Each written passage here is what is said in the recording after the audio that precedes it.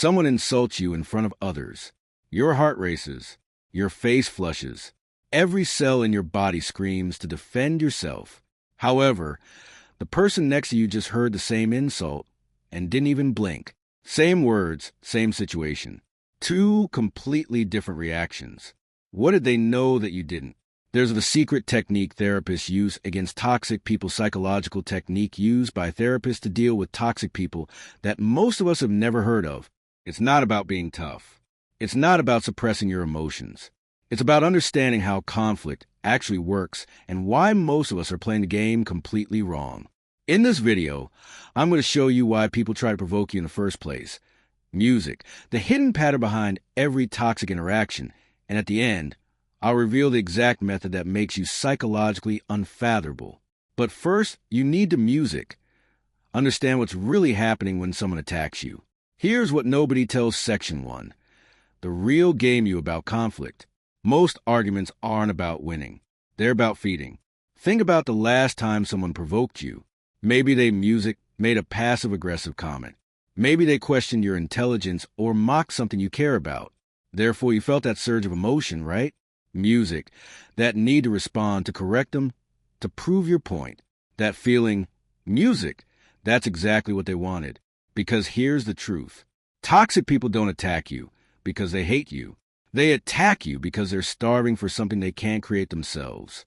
Emotional energy, validation, a sense of power. When you react, when you engage, when you fight back, you're not standing up for yourself, you're feeding them. Every sharp reply you give, every frustrated explanation, every moment you spend justify your worth to them is fuel. You think you're defending yourself. However, you're actually giving them exactly what music they came for. Your attention, your time, your emotional investment. Like that coworker who raises his voice in meetings knowing you'll defend yourself. But then one day, you stay silent. He freezes mid-sentence. The game ends because without your reaction, there's nothing left to play. They throw the same bait over and over because they know you'll bite. A provocative text at midnight. A subtle insult wrapped in a joke. A question designed to make you explain yourself. They don't want answers. They want sparks. But then music. Something interesting happens. You meet someone who doesn't take the bait. Someone who hears the insult and treats it like background noise. Someone who can sit in a room full of passive aggression and remain completely at ease. They're not ignoring the toxicity. They're just refusing to participate in it. What's their secret? They understand something crucial. You cannot win a game you refuse to play. But if reacting isn't the answer, what is? So, if reacting Section 2, why we keep playing only makes things worse, why do we keep doing it? Because we've been taught that silence equals weakness. We've been told that if you don't defend yourself, people will walk all over you. That if you let an insult slide, you're basically agreeing with it. Therefore, we engage. We explain. We argue. We try to make them understand. However, here's the problem. You cannot reason with someone who's emotionally invested in misunderstanding you. Think about it. How many times have you lost your peace just to prove you were right? And how many times did you actually win? Music. In those heated moments, they're not listening to your words. They're feeding off your emotion. The more you explain yourself, the more power you give them.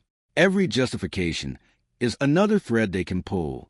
Every defense is another opening for attack.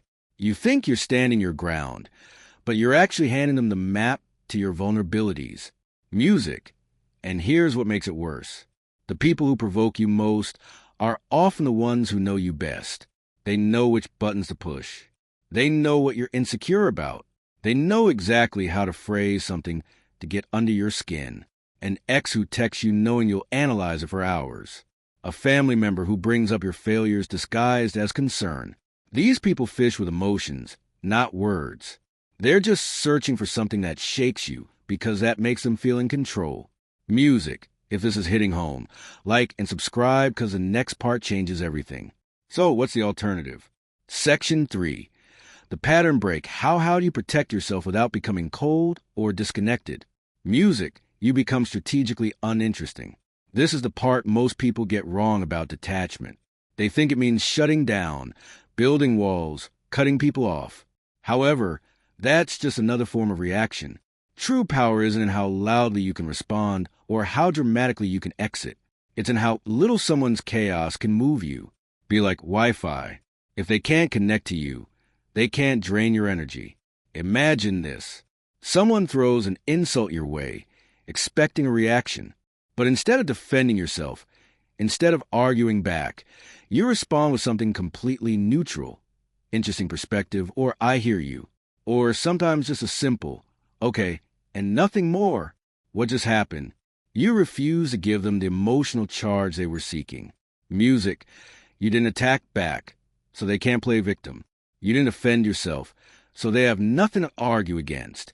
You became present but unreactive, visible but unengaging. This isn't about being passive. This is about being selective with your energy. Because here's what happens when you stop feeding toxic patterns. Music, they eventually starve.